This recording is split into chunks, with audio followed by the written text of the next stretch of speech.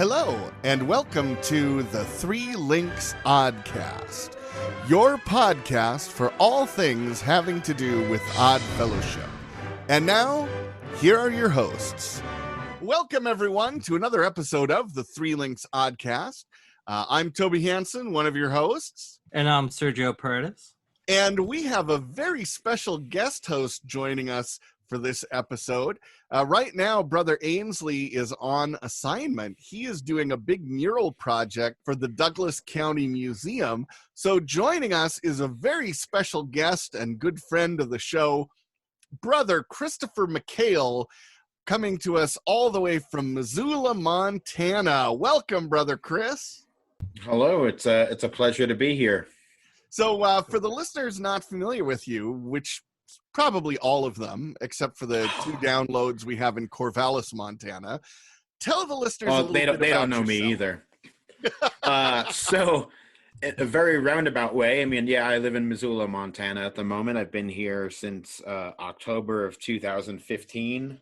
I've been an Odd Fellow since June of 2016. I'm from Long Island, New York originally, but I've been gone for so long, it's nowhere feels like home at this point. By trade, I'm a wildlife biologist that works with venomous snakes, which I know sounds extremely cool. And at the moment, I am an orthopedic and neurosurgical assistant for a veterinary surgeon in Montana. Awesome. Well, I'm sure you've probably got some great stories to share. Maybe we'll get to hear something like that in the Odd Podge. That is entirely possible. So for you listeners who are sitting there thinking, oh, is this it? Is this the cemetery episode? Psych! You gotta wait. The cemetery episode is actually coming up. That should be the next one. People are just dying to hear it. Yeah, I know. To accommodate the schedule for our guests, we had to put off recording another week. But in the meantime, we didn't want to leave all of you folks hanging out there with nothing better to listen to. So we're going to do a little mini episode of the Three Links Oddcast here.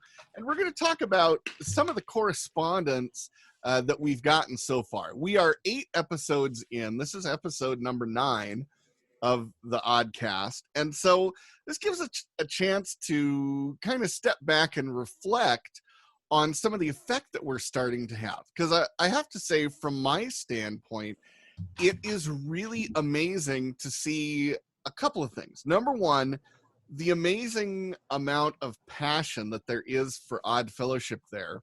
And the other thing that's really amazing is how spread out it is around the world. We're getting downloads in Africa, all around Europe. We've got some downloads obviously in the Philippines, because the Philippines, Odd Fellowship is really strong and just really growing there. Downloads in Australia, and of course, North America. By the way, for any listeners in Lake Stevens, Washington, I don't know what it is. I think it's somebody with a virtual private network. But we have like almost 40 downloads from an IP address in Lake Stevens. So if there are a whole bunch of listeners actually in Lake Stevens, hello neighbors, it's nice to have you listening. But if it's just a virtual IP or a virtual private network or something like that, then hey, listeners all over the place that we think are in Lake Stevens, it's a nice community. You should check it out sometime. They have an Aquafest in the summer. It's very nice. So, Brother Sergio, what kind of correspondence have we had coming in here to the Oddcast? We have quite a mix. I'm getting emails. I'm getting some on Reddit. We got some on Instagram, some on Facebook, and they pretty much cover anything and everything as far as just my what do I get? What they're asking me, what do I get out of being an Odd Fellow? Mm-hmm. Others are just asking if I know a contact because they tried somebody and they weren't able to get a hold of anybody. Others are just trying to get a little bit more information, trying to see, get a little bit more history. So it's a little bit all over the place. But we also have new members who just joined not too long ago, but their lodges might not be too active, so they're just online trying to see what's out there. So it's a little mixture of everything. But it's coming from all over the U.S., from East Coast, West Coast, Midwest, and pretty much everywhere in between. That's great. Well, let's take a look at some of those individually. First of all, you mentioned Reddit. For listeners not familiar with Reddit, it's kind of like the world's biggest collection of discussion groups. There are various subreddits, which are the individual discussion groups for pretty much every topic you can imagine. And there are actually a couple of subreddits for Oddfellows. There's one that's pretty much dead called Oddfellows. And then there's the more active one that's got 300 subscribers, and that's IOOF. So if you go to Reddit, you search IOOF, it'll bring up the IOOF group, and that's where most of the activity is. And then, Sergio, you actually started your own subreddit for Oddfellows in Southern California.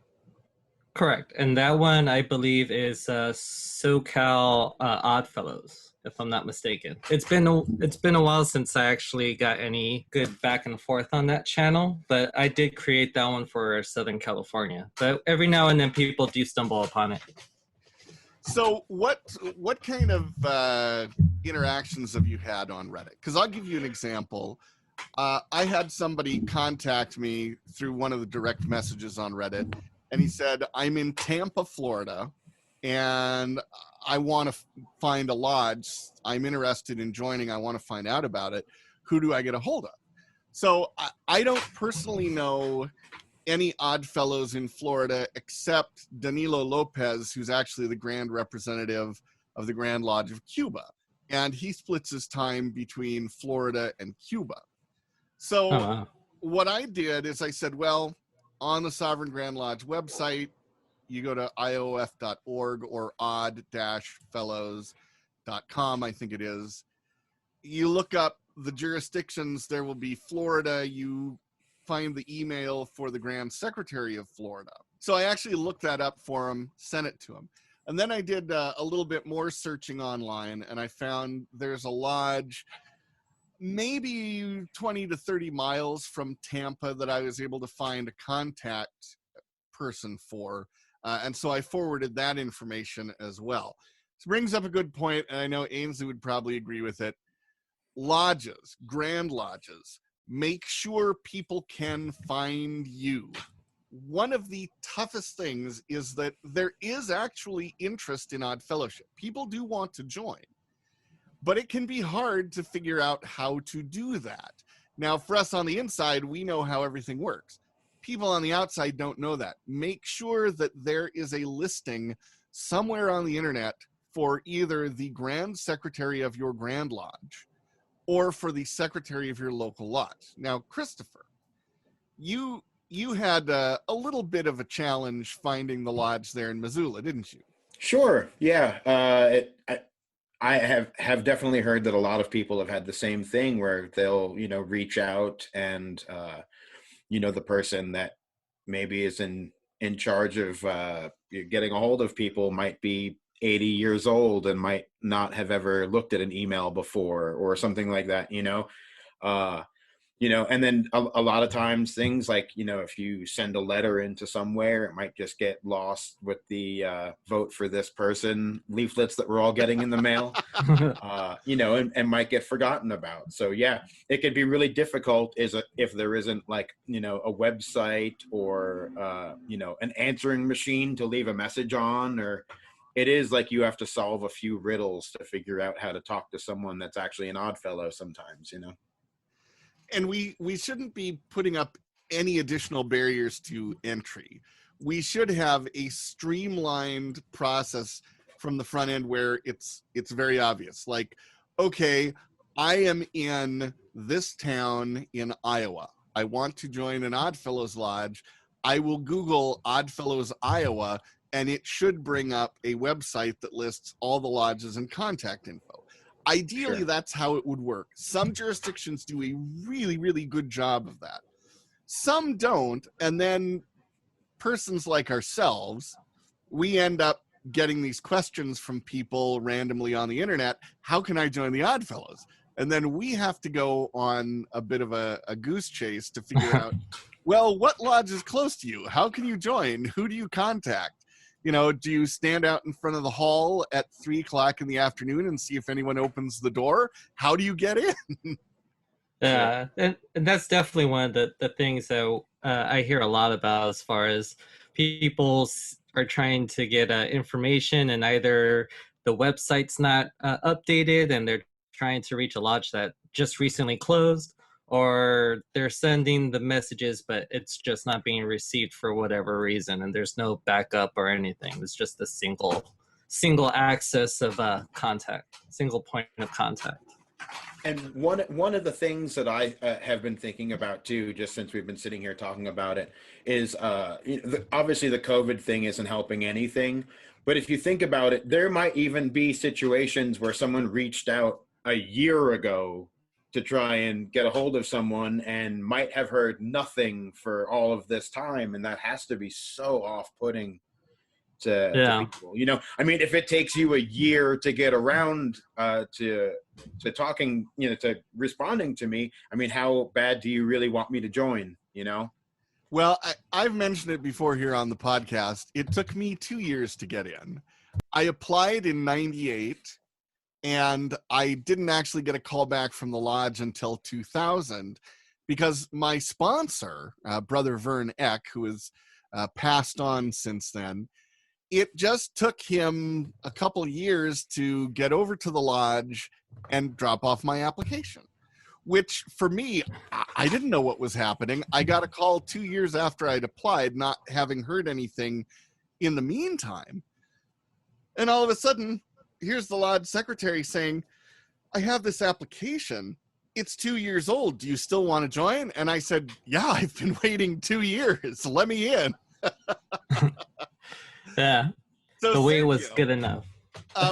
You mentioned people reaching out to you. What are some of the experiences you've had with trying to get people hooked up with local lodges? Well, one of the last two I'll go over was one in San Diego. He was pretty young. He found out about Oddfellows, wanted to find out. And I guess there was a lodge, I think, in his area, but that had actually closed. So he tried reaching out and he couldn't find anybody. And I ended up having to contact the Grand Secretary of California, get some contact information, and then relay it back to him. And then eventually he ended up, I hope he ended up getting a hold of somebody. But because I started getting so many of these, I actually had created a Discord server for anybody who has like a pretty consistent messaging with me, and they show like they're pretty interested. I usually invite them to Discord, and that way, while they're waiting to hear back from Grand Lodge or waiting to hear back from whichever lodge they emailed, they can at least ask questions in the meantime, just kind of get a feel for it. It's kind of like walking into a virtual lodge and being able to just kind of ask questions like you would during a stated meeting. And I found that has actually helped out a lot. So the person in San Diego joined that server, along with some other people that were interested in, like Colorado. Mm-hmm. I think there's some from Illinois as well. Cottage Grove, Oregon. I know he's on there. Oregon, and then we have Washington, the house, of course. So it's kind of a mix. So as I continue to get these messages from people trying to connect the dots, the ones who are really showing interest, they have a ton of questions. I'm trying to utilize another thing of this whole COVID bubble we're in to hopefully kind of keep people engaged and kind of keep them interested while someone hopefully reaches back to them in a good amount of time. Now, this would be a good place to step back and explain what Discord is, because I'm familiar with it because I'm a big fan of the Seattle Mariners, as disappointing as that sounds to many people. I'm familiar with Discord because I use it to chat with other Mariners fans during games. But briefly, what is Discord and how does it work? So I'm fairly new to it. I pretty much only use it for the messaging servers, but it's pretty much, from my understanding, it's mostly like around gaming, online gaming. A lot of people meet up and you could talk to your friends and everything, and you could share screens and all that. So it's kind of like an interactive chat room. But the cool thing about it is you could create your own servers, and within those servers, you could create little sub chat rooms, and you could kind of get this like online digital library to where the way I have the Discord server is I have one section where it's just like a meet and greet. Then we have another section for helpful links, you know, the Sovereign Grand Lodge website, local Grand Lodges, different states. So I kind of utilize it like that. But I think the main avenue that people use it for is for like gaming, chatting, and all that. Yeah, for those, if you're familiar, any kind of a chat service, going back to the old days, AOL Instant Messenger or Yahoo Chat, or nowadays with Facebook Messenger, Discord is like that. There are different servers that are centered on certain topics. And what you have done is set up a server for either people interested in joining so they can stay in touch and stay engaged, or members who have just recently joined and aren't necessarily able to be active in their lodge, or their lodge isn't doing much right now. Which brings up another issue that we have definitely uncovered with the podcast. Not everybody belongs to a very active lodge. Some lodges out there are great. I'm going to brag about one of the lodges here in Washington, and that is Olympia Lodge #1. They were chartered in 1855. So they're a very, very old lodge for the West Coast. I mean, that's, I think, within 10 years of the first lodge in California being chartered. So it's an old lodge. It's been around a long time. They have a very big membership. It's about 130 members, and it's very, very active. Many subcommittees who are doing the business of the lodge. They have a lot of charitable activities that they do. Okay, so Olympia #1 is one of the most popular lodges. People will drive from 40 or 50 miles away to participate in their lodge meetings because it's really active and engaging and fun. But we're finding that, especially with COVID right now and lodges that are not able to do a lot, there are many lodges where a lot of stuff doesn't happen. And, you know, sometimes we have young new members, they come in, they're excited, they want to do something, but either the lodge is not active or the members in the lodge are a little reluctant to let someone so new go ahead and do something. So we're definitely running into some of that. Now, Christopher, I understand you might have had a little bit of experience with that in the years that you've been a member. Sure. I mean, to put it lightly, I certainly have. I think that you could sum it up in kind of a sweeping statement, though, in that if you're trying to do anything, I mean, this is not inclusive of Odd Fellowship by any stretch of the imagination, but if you are trying to do anything where there's a gigantic generational gap, just the way that we communicate can be incredibly different. So that in itself can be, you know, a huge barrier that people might run into, you know, it's very different for someone that's 70 years old and someone that's 30 years old to have the same outlook on the world. And I'm not saying that that's, you know, good or bad, because everyone has something to offer. It can certainly prove to be a challenge at times. And what about you, Sergio? I know you've certainly wanted to do more in your local lodge, but they're not doing anything right now. Yeah, right now, they're pretty much playing it safe. I'm coming from a smaller lodge, and besides me and the other brother who was just initiated around the same time, everybody else is pretty much, you know, mid to late 60s, 70s, and older. And not just that, but quite a few of our members live farther away. So right now with traveling and everything, they just figure it's safer just to kind of keep the lodge closed in the meantime till things kind of balance out. Unfortunately, where we're at, we're having flare-ups. So right now they're some places are already talking about things are starting to pick up, so that means stuff might shut down again. So, and you're in Los Angeles proper. You're not like out in the suburbs in the San Gabriel Mountains or something. No, this is Metro. Yeah, Metro Los Angeles. Yeah, so I'm in the heart of it. Yeah, that's a very challenging place to be, especially right now, because I know I'm in Washington, and this was one of the first places that got hit with the pandemic. And it's actually, if you remember back to February, there was a particular care center in Washington. And I actually know a lot of people who work there because I have performed at that particular place many, many times in the past. So I got to see this kind of from the inside from the very beginning of it. And I understand a lot of the challenges that are going on in dealing with this, and how we just have to bide our time and wait it out and make sure that we're keeping everyone as safe as we can. What kind of a reaction, what kind of participation do you think you've been getting with the Discord server?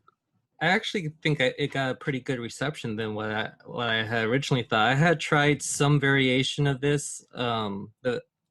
To come back to the Reddit, that was actually my first attempt to try to get people all into one group, and I guess Reddit's just not that popular amongst a lot of people, so that one didn't go anywhere for a while.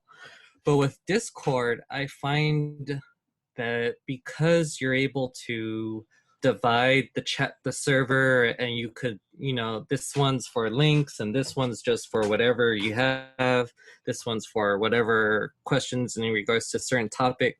It was more of an organized approach, and I found that people responded better to it. So we have our general chat room where pretty much everybody says hello, checks in with each other, they ask their questions. We have the links that I put that I think might be helpful, and if I get somebody from a state that that's not already represented in the Discord chat room, I put the Grand Lodge information for that particular state. So that's had a lot of positive feedback, because people are checking in every now and then. It wasn't they checked in once they joined and then they never bothered to sign back in or anything. It's actually consistent. People are still checking in to see what's going on. So that one's a really good result that I wasn't quite expecting. And with that, I think, well, I'll probably say that for Odd Posh, so I'll say that for later. Good. Now that's good radio, because you're teasing something. You give people a reason to keep listening. So moving ahead here, you mentioned Facebook earlier, and what kind of interaction have you had with Facebook and new members or listeners to the Oddcast? I know that our other wonderful Oddfellows podcast, Modern Goat Rider, they do really well with Facebook. They get a lot of interaction that way. And so I'm wondering what kind of things that you've seen monitoring either Facebook or, for that matter, Instagram, because we also have an Insta for the show. So Ainsley is actually the one who runs the podcast Facebook. I do get some hits because I run the Facebook for my lodge, LA Golden Rule 35. So that one, I do get your run-of-the-mill, what's Oddfellows, or is this Illuminati or something. None of us are getting rich. Trust me. And there's no ancient mystical secrets here. If you're lucky, the Rebeccas will bring Jell-O with shredded carrots. That's what you need to know about Odd Fellowship, everyone. That's the secret right there. Jell-O with shredded carrots. So that pretty much sums up Facebook. As far as Instagram, I guess that's the most popular, and that's where I really get the most interaction, most like pings, people reaching out to me. So with that one, it could be anything from people just right now I'm talking to a tattoo artist who's just trying to find out what exactly is Oddfellows. So I'm trying to get that dialogue going, because we do have quite a bit of tattoo artists who are Oddfellows. We get other people who are like some people who are in rural parts of the state that they live in, and they're just trying to get a feel for it, trying to see what's out there, maybe see if there's something in their area. Then there's just other people they just join the lodge, but their lodge is not active. So they just want to see what else is out there. So when I tell them Discord, naturally they want to see what's going on. And the people who've reached out, they've been really active as far as networking, getting to meet other Oddfellows, not just within their state, but online as well. So that's been a positive thing. I think the COVID's probably the reason for that, but hopefully it stays around once everything balances out. But for the most part, it's pretty much up in the air. It's anything. It's people who are already members just trying to network, or it's people trying to get more information, people who are looking to join but need help to go to need to find their lodge. So it's all over the place. It's pretty interesting. Now, since Ainsley's not here, I feel obligated to share what he would most likely say, which is, Oddfellows love tattoo artists. All of you out there who are doing tattoos, you should all be Oddfellows, because we've got cool symbols, we've got great artwork, and we are the fraternal order that takes all of the people who don't necessarily fit other places. And Chris, I know you've experienced that, because you told me once that you had inquired about joining another unnamed fraternal order, and they took one look at you and said, well, you don't exactly look like our kind of person. I tell you what, it wasn't even that nice. Yeah, and I mean, I'm not going to name any names, but they've got real nice stained glass windows. But yeah, I basically went to like an open lodge night. I didn't even get to the front door. Someone was standing outside, and they took one look at me and just said, "We're not interested." Oh, wow. Ouch. Yeah. So Damn. I said, all right. Yeah, and that's when you went around the corner, and there was the Oddfellows Hall, beautiful and gleaming in the sunshine. Something like that, yeah. And organized and beautiful. Well, I had to use a bathroom somewhere, and the other place wouldn't let me in. So the Oddfellows luckily let me in. The bathroom was clean, and you know what a sucker I am for a clean bathroom. And yeah, I mean, that was it. I was sold. You know, we joke about it, but having a clean bathroom in the Oddfellows Hall, we actually got a past Grand Master here in Washington to join precisely because of that. My good friend John Crispin, who's a past Grand Master here, he runs a nursery where he grows plants and trees and things like that. And every year during the Christmas season, he sells Christmas trees in a lot across the street from the Oddfellows Hall. So he's over there selling Christmas trees and got to use the bathroom. He says, oh, the hall is open. I'll go ask him. So he goes in, he says, hey, can I use the bathroom here? They're like, sure, go ahead. It's a nice, clean bathroom. And they said, hey, why don't you take an application? You look like an enterprising sort of fellow. And then he joined the lodge, and eventually he became Grand Master. So letting people use the bathroom and having it be nice and clean and sanitary, that can gain members right there. It's one of the few things that I stick by in this life is if you're not cleaning your bathroom regularly, you're a bozo.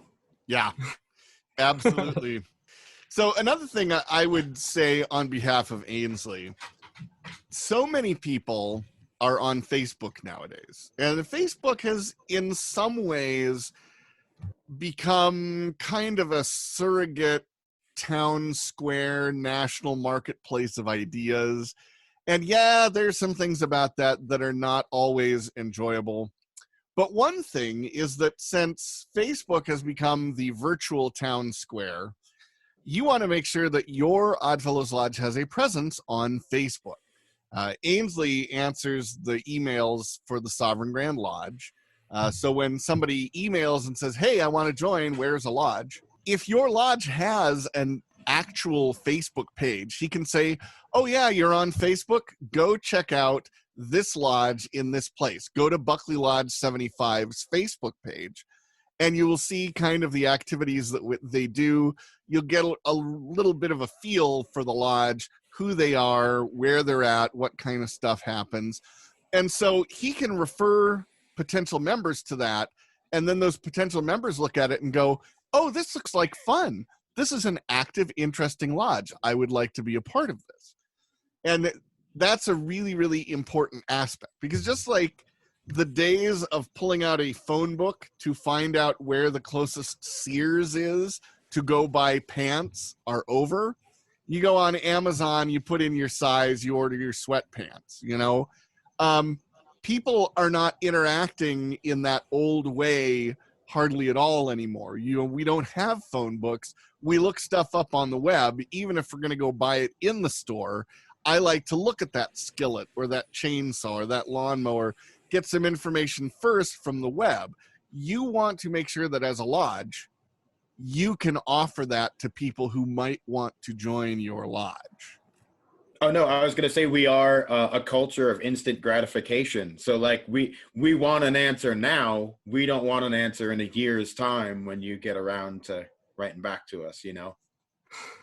Yeah, that's one of the things that I've noticed too, is that sometimes if I respond, because I run the emails, I run the Facebook, I run the Instagram for my lodge, as well as the podcast. So everything's pretty much on my phone.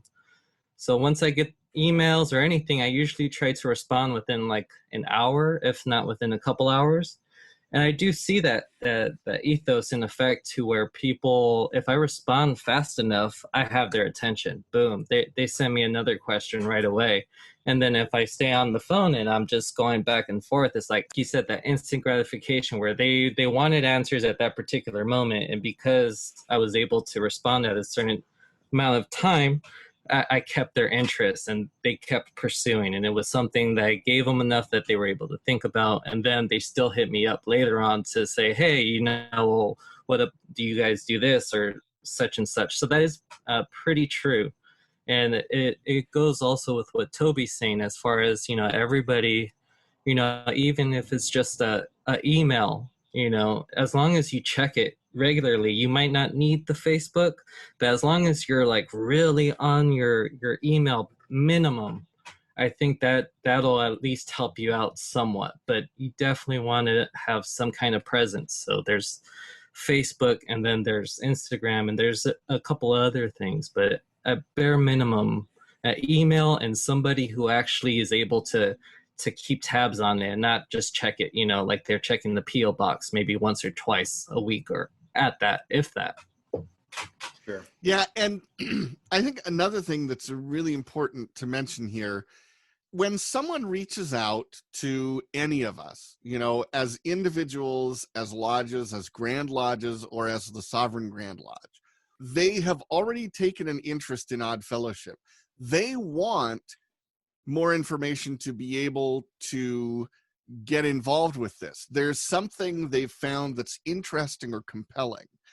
When we respond to them quickly, we let them know that they are important to us.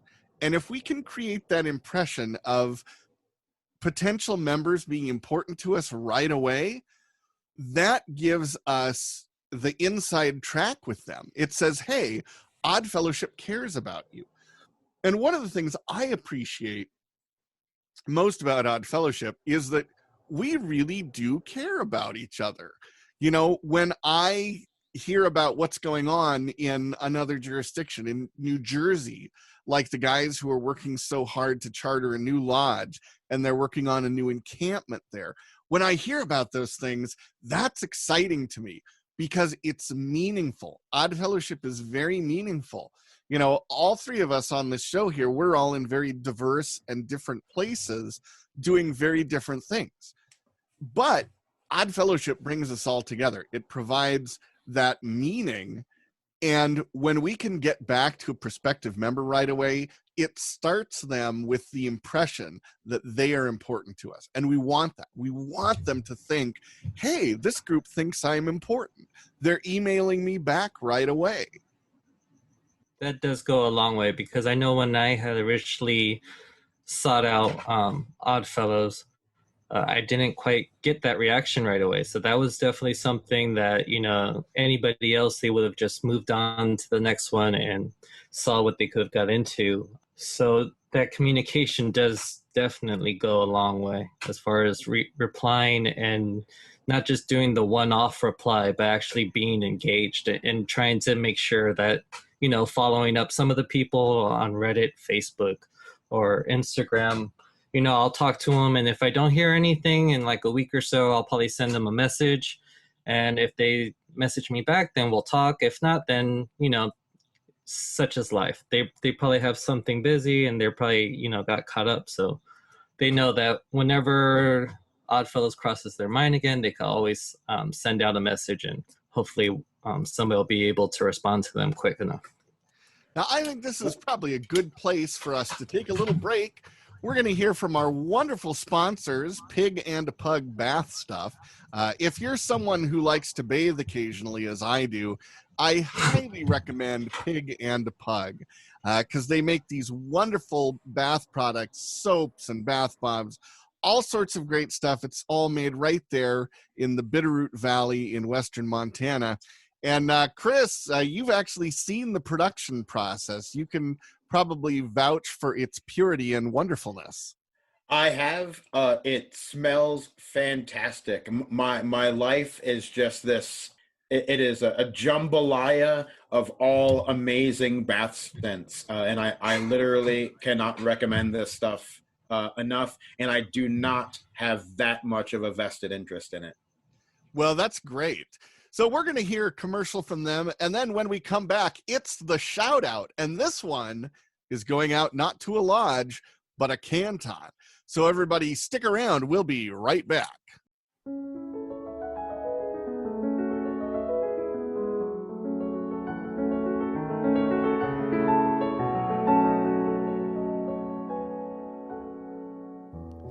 Ah, you can feel it in that late summer breeze. Autumn is just around the corner with its chilly mornings and cozy evenings. Why not give yourself the gift of beautiful scented bath products? Pig and a Pug Bath Stuff is introducing their new fall scents for 2020. The soothing, calming smells of autumn are now available in all your favorite soaps, scrubs, and other bath stuff. Made of the finest ingredients right in rugged Missoula, Montana, Pig and a Pug Bath Stuff gives you a little bit of luxury in your everyday cleansing routine. The time is never better to pamper yourself than right now, because they've generously extended their special offer to listeners of the Three Links Oddcast. Use the code THANKYOU24 at checkout. That's the words thank you and the number 24 at checkout to receive 24% off your purchase. Once you've tried the smooth, wonderful bath stuff from Pig and a Pug, you'll want to indulge in a luxurious bath as often as possible. Remember, Pig and a Pug Bath Stuff. Look them up on Facebook and Etsy and use the code THANKYOU24 at checkout for a 24% discount. Happy bathing! And we are back. Thank you to Pig and a Pug. Remember, they've got some wonderful, wonderful bath products. And this is really the time of year when bathing gets to be very enjoyable. It's cold out there. Get in some warm water, folks. Well, it's time for the shout out. Woohoo! This is the part of the show where we get to highlight a lodge and some of the great stuff that they're doing. This one comes to us again from the Keystone State of Pennsylvania. We got an email from Brother Justin Bailey, who's a past Grand Master and the current Grand Secretary of Pennsylvania. And he nominated Canton Northeast number 9 for the shout out. So we're going to give it to Canton Northeast number 9. He wrote a little bit about the Canton. He says, Northeast number 9 just chartered in late July in Honesdale, Pennsylvania, with 14 Chevaliers. There was never a Canton here before, so this is brand new. Northeast is the name because it's in the northeast corner of Pennsylvania, and 9 because that's the Oddfellows district number that they represent. They're a very close district, and this gives them one night a month to get together, not only to learn about their canton, but to discuss strategies for their lodges. And let me just say, that is awesome. That is an excellent use of some of the upper division branches of Odd Fellowship to get members of different lodges together and do things like that. So he goes on here to say they're comprised of Freedom Lodge number 88 in Honesdale, Rush Lodge number 471 near Montrose, Tunkhannock Lodge number 699, and Kanawakta Lodge number 207 of New Milford. This gives Pennsylvania their 8th canton, which moves our department council of Pennsylvania up to a brigade again, which we haven't been for years. When I joined Canton Philadelphia number 1 in 2009, we were down to 5 cantons, 3 of them on the verge of closing. We're up to 8 cantons again, and all of them are meeting regularly, and we now have over 100 Chevaliers in Pennsylvania. Good job, Odd Fellows in Pennsylvania. Woohoo! Now, a little bit of background for some of the listeners who are going, Canton? What's a canton? Odd Fellowship is vertically integrated, which is if you join a lodge and you're really active and you want to do something more than just your local lodge, you can then go on and join an encampment. The encampment is the next level up above the lodge, where we have time to do things like discussing symbolism and history and talking about some of the more esoteric aspects of Odd Fellowship. Lodges are usually busy with day-to-day business, the charity work, taking care of an old building, running programs, making sure there's ice cream for the pinochle game on Saturday night. So encampments give us the opportunity to really sort of reflect on what we're doing, do some education for newer members, little different kinds of ritual. Well, above the encampment is the canton. The canton is part of the Patriarch's Militant, which is our uniformed branch in the Odd Fellows. Traditionally, you had to be an encampment member to join a canton. That's no longer the case. Any third-degree Odd Fellow can now apply and join their local canton. Cantons are the local unit where Chevaliers and ladies get together and they meet and they have their canton meetings and do all of their patriarchal activities there. I belong to Canton Mount Si number 36 here in Washington, and it's an interesting experience. There's a certain amount of traditional 19th century military drill involved. We get to have swords, which is fun. You learn sword drills and things like that. You do the salute with the sword. If you are any kind of a Ren Fair person, cosplayer, if you like anachronistic things, you would make a perfect Chevalier in a canton, because you get to do all that kind of fun, pretend old-fashioned stuff in the canton. But it's a real sword. It's not made out of cardboard. Yeah, it is a real sword. Like an actual sword, yeah. There are so many of these beautiful old engraved swords with the gilded hilt and the scabbard, and I mean, it's amazing, all of the engraving work on these swords. They're beautiful. They're absolutely beautiful swords. And so Canton is a really fun, exciting part of Odd Fellowship, and it's great to hear that it's going so well in Pennsylvania. So good job. And as a reminder, if you're sitting out there going, hey, I want them to talk about my lodge, well, hit us up. Send us an email. Tell us about your lodge or any other lodge around you that you think deserves some recognition, and we'll mention them in the shout out. And Brother Sergio, how do they get a hold of us? Well, the email's the same. It's the number 3, linksoddcast@gmail.com. That's the number 3, linksoddcast@gmail.com. You can hit us up with any questions, concerns. You want to nominate a shout out, you want to find a lodge, you want to find an encampment, anything, everything. You could just send us an email and we'll try to get back to you as soon as we can. Now, I'm glad you mentioned the emails, because I've had the opportunity to answer a couple of emails. One of them was concerning religion in Odd Fellowship. Now, officially, we're a non-political and non-sectarian organization. So we don't endorse any political candidates, any political philosophies, any political ideals. And we don't endorse or support or incorporate any particular religious ideals. The only religious requirement is that as an Odd Fellow, you have to believe in some form of a supreme being. We don't judge what that is. That's all personal. That's for you. But our philosophy works because of the idea that there is some sort of a supreme being, a creator who has endowed each of us with the ability to care for one another. So that's where the origin of this idea of odd fellowship comes from. And one thing that we run into quite a bit, some of our friends in other fraternal orders may run into this more often, but a little bit of a conflict between organized religion and fraternal orders. This comes out of the tradition of the Catholic Church versus the Freemasons, because various reasons, I won't go into all the history, but they have been somewhat adversarial in the past, dating back to the Enlightenment era, going through the 18th and 19th centuries, and somewhat even into the 20th century. And so there's a certain amount of skepticism from organized religions that has rubbed off onto odd fellowship just because we kind of look like other fraternal orders in some ways. So I got an email from somebody asking me about religion, if there's any kind of conflict, how religion fits into odd fellowship.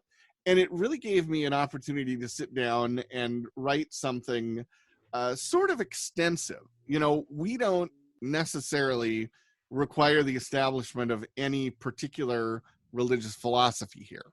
However, since the vast majority of our members, at least here in North America, are all Christians, it tends to take on a very Christian flavor.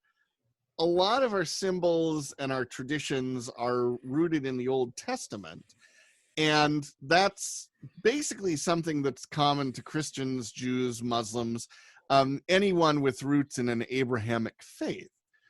But given that so many people are just Christians, they go to their lodge meeting and they put "In Jesus' name we pray" at the end of every prayer. Now, we're really not supposed to do that, but since that's how so many people are used to praying, they tend to do that. And so I respond to this person. I said, as an organization, we don't have a particular view or feeling about religion, but as long as you respect some kind of supreme being, you will be just fine as an odd fellow. Now, there's some people, I know that there are certain lodges in California, for example, that would like to decrease the notion of having a supreme being and of having any sort of observance of divinity, which is interesting because on the one side, you've got those people who say, why do we need to have a benediction before a meal or before an installation of officers? On the other hand, you've got the people who look at odd fellowship and go, that's a secret society, you're riding goats and you're worshiping Satan. And what a wonderful time to mention one of our other wonderful Odd Fellows podcasts, Modern Goat Rider, produced by Josh and Billy. I thought you were going to talk about the worshiping Satan podcast. Yeah, that's right. For your Satan worshiping needs, please tune into Modern Goat Rider. Yeah. No. They do an excellent podcast as well. And all of you listeners to the Three Links Oddcast should be subscribed to that one too. But it's very interesting that we, on the one hand, we have to deal with this notion that people think we are a bunch of Satanists who are riding goats and slaughtering virgins and holding black masses and all kinds of stuff like that, which we all know actually happens at the Elks Club. Nah, just I said that for you, Sergio, because I know you're an elk. Thank you. But at the same time, you've got people in some lodges who are like, why do we even mention the word God ever in Odd Fellowship? We shouldn't do that. And so it's interesting to me because we have this sort of middle ground where everyone can come together. Myself, I know that I have sat in lodge with pagans and Wiccans, with Jews and Muslims. I'm a Lutheran. I have sat in lodge with Roman Catholics. Yes, it can happen. And let me just say, our casseroles are better, but I respect their right to however they want to make their tater tot casserole. Didn't know that was a thing. Yeah, that was actually, if you read all of the 95 Theses of Martin Luther, you'll find that somewhere around the late 60s was about whether or not to put cheese on a tater tot hot dish. So it was a very important moment that led to the schism in Christianity. So there you go. It's a little religious history as well. Okay, cool. I'll look Now, into that. I know one correspondence that we got, you mentioned this earlier, Sergio, someone in a rural part of their state who wants to join a lodge. And I think you're referring to our friends in Durango, Colorado. Correct. Tell a little bit about what happened there for our listeners. So pretty much we had somebody reach out from a rural part of Colorado, and they were really interested in Oddfellows. They wanted to find out more, but where they're located, the closest lodge is like, I think he said like at least 2 hours away, and it was through one of the more dangerous roads in the country. So he wasn't, he was trying to get a little bit more information, trying to see if there was something closer. He also had just, some general questions as far as what's Odd Fellowship. So since he was kind of in this rural, out of the way place, he was able to reach out. He had the internet. We were able to answer his questions instead of him having to wait to hear back. Because I believe he had contacted somebody, but he didn't get any kind of response. So we kind of had to help them out and get him an updated point of contact.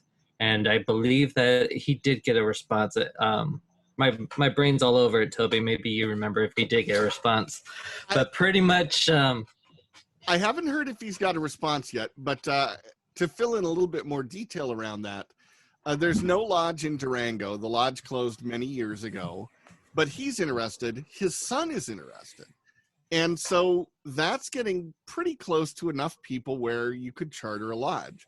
And you referred him to Brother Doug Pittman, who's past Sovereign Grand Master, and is also serving as Grand Secretary of Colorado. And hopefully he's been able to make contact with the Grand Lodge there in Colorado, because Colorado is a very strong jurisdiction for Odd Fellowship. They have junior lodges, they have Theta Rho, Encampment, LEA, Canton, LAPM. They're very, very active in Colorado. They have a very strong jurisdiction. And I'm sure they would love to have two more really active and interested people to hopefully get a lodge going in Durango. Because if it so happens, let's say you're in the town of Soda Springs, Idaho, and you think, I want an Oddfellows Lodge here. I want Odd Fellowship in my town. There may have been a lodge in Soda Springs at one time. And so you can contact the Grand Lodge of Idaho, which is just outside of Boise, and you can say, hey, Grand Lodge, I want an Oddfellows Lodge here in Soda Springs.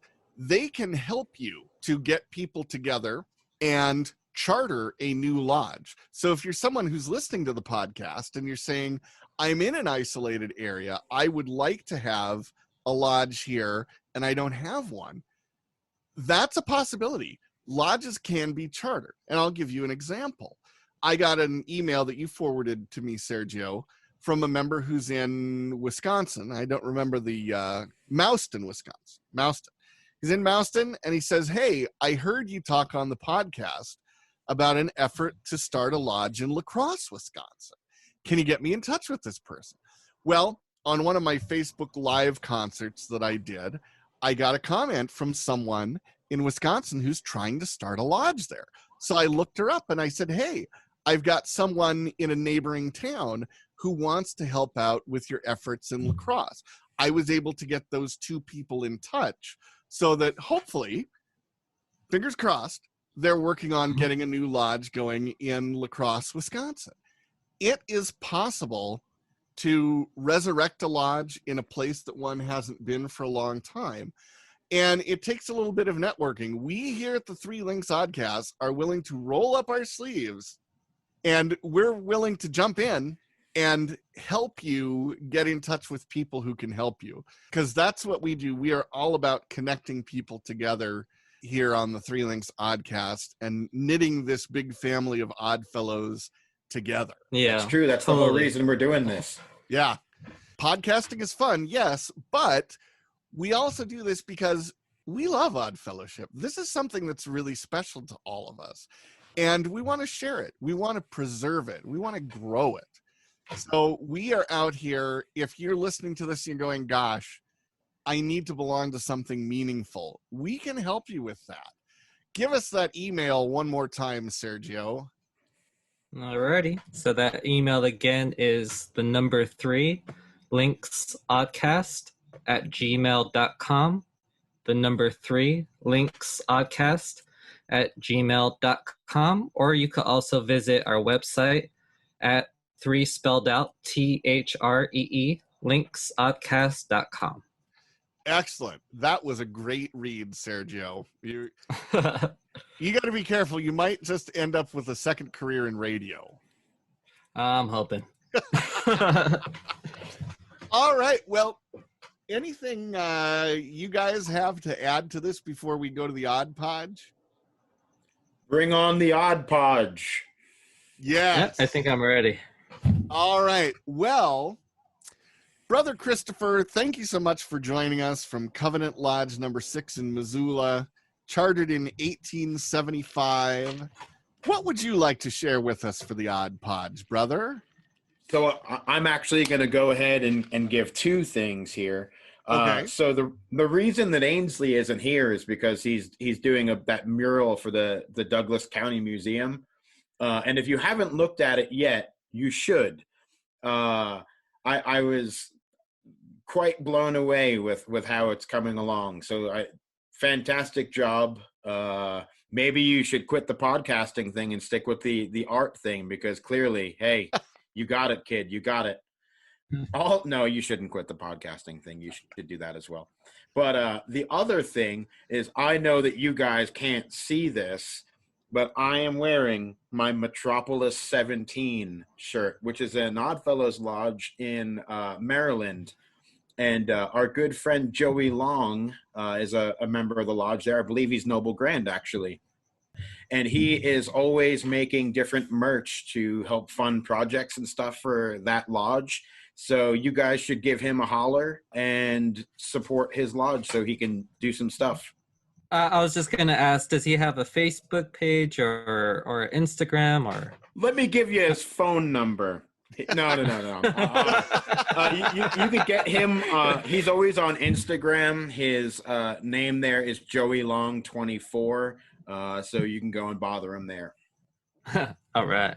Now, I'm guessing that since it's a lodge in Maryland and the number is 17, that's got to be almost 200 years old.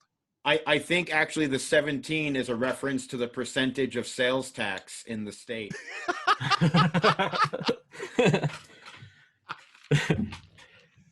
No, that can't be possible. I'll be here all night. Yeah, thank you, brother. Come back, Ainsley. We need you. Yeah. Take my wife, for example. No, please, take her. The great Henny Youngman. You know, here's a story about Henny Youngman. He was always hustling up work. All of those early performers who did the Yiddish vaudeville and things like that, they were always looking for work because they all came up very hard. They were very poor. Many of them were immigrants or children of immigrants. And so they really appreciated how wonderful it was to be able to make a living as a performer. I remember when I used to do that, for example. So Henny Youngman was really good at hustling up work. He was doing a show, the Waldorf Astoria in New York, and he's in the elevator. He's going up to the ballroom where he was going to do the show. He gets off on the wrong floor and walks into the banquet room thinking this is where he's performing, finds out it's actually a bar mitzvah. And he's like, oh, this isn't my show, but hey, I'm taking a break at 9:30. You want me to come down here and do a half-hour set for your bar mitzvah in between my shows upstairs? And they took him up on the offer. So he managed to pick up an extra gig just by getting off the elevator on the wrong floor. Hey, It what was it that you said? The only bad advertising is if they spell your name wrong. That's right. Actually, you know who said that originally? Lawrence Welk. Yes, Lawrence Welk. Lawrence Welk. There you go. Yeah, the only bad press is when they misspell your name. Oh yeah, that's it. So, Sergio, what have you got for the Odd Podge? So my odd podge, it would be communication. The big one. So Discord. Anybody, if you're interested, or if you're one of the more active members in your lodge, I would highly recommend looking up Discord. It could be something that lodges could utilize. You could create online servers for your committees. You could create online servers for just the general chat room for lodge members. Or if you're not an odd fellow and you're looking to get more information and you want a little bit more interaction, a little bit faster than emails or Instagram, if you're looking more for that instant gratification, you could definitely send us an email and then we could send you a link to our Discord server. And then the other thing is, if you're looking to join wherever you are, just send us an email. Right now, we're trying to get people in Durango, Colorado, for instance. We have some people in San Diego that are interested. Right here in LA, we're still looking for odd fellows. In addition, if you're trying to get any information on encampments, cantons, Amos, anything under this odd fellow sun, you could just send us an email, and that's the number 3 links oddcast@gmail.com, the number 3 links oddcast@gmail.com. If you have any questions, you want to find out a little bit more information, just send us the email and then we'll get back to you. Excellent. Wonderful. That is, I really appreciate all the time and effort you're putting into helping the channels of communication in this order. Having served as a Grand Master and knowing how information can flow quickly or slowly, I appreciate that you are working so hard to get people all connected up and talking together and sharing information. Thank you. Thank you. And for my odd podge, I'm going to put on my Sovereign Grand Musician hat here for a moment. Nice.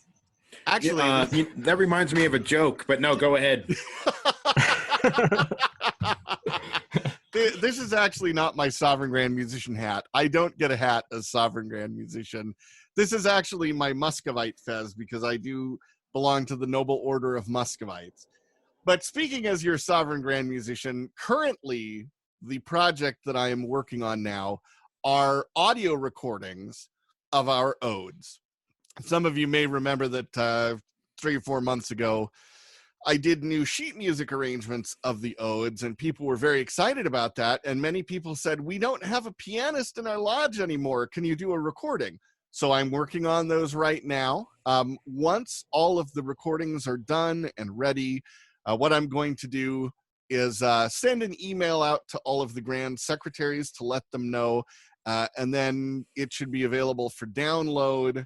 And you can download the odes. So if you're in one of those lodges where you can't sing because you don't have a pianist, you can download it to your smartphone and play it right there on your phone, and your lodge can start singing the odes again.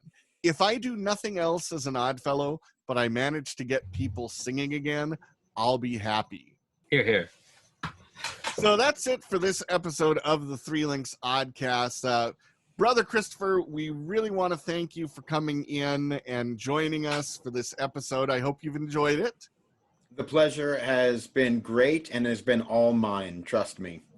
And I'll put in a little plug for you. Any odd fellows traveling through Missoula, Montana, if you're headed east or west on I-90, be sure and swing in there and drop a line to Brother Chris. He would love to show you the lodge hall there in Missoula. He's built a wonderful historical museum of Odd Fellows items collected from all over Montana. It's absolutely beautiful. I've had the opportunity to see it a couple times. You can look at pictures of it on the Heart in Hand blog, at oddfellowsguide.com. So thank you very much for all of your efforts there in the jurisdiction of Montana, brother. Thank you, sir. And next up, we should have the cemetery episode. I know we've been teasing it now for 6 weeks, but I think the next one is when it's actually going to happen. So everyone stay tuned. Thanks for listening. Bye-bye, everybody.